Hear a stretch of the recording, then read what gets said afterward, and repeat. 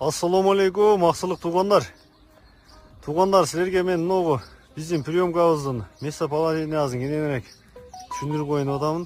Туғандар азы мынакей, ноғы әулеті Мұқырдан келіп атқанда, ол жерде қырғыз үйден бері өткенде мінерде строй материал сатқан жер. Мына адан кейінгі пескоблоктан урылған здания туғандар.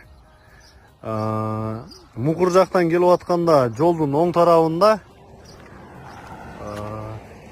Кербен жақтан келіп атқанда туғандар. Мінерде Бозбата чайханасының өткөндөн кейін жолдың сол тарауында туғандар. Мынаки ушул здания, азыр ящиктер бар. Келип алып кетип кайтап келсеңер болот туғандар.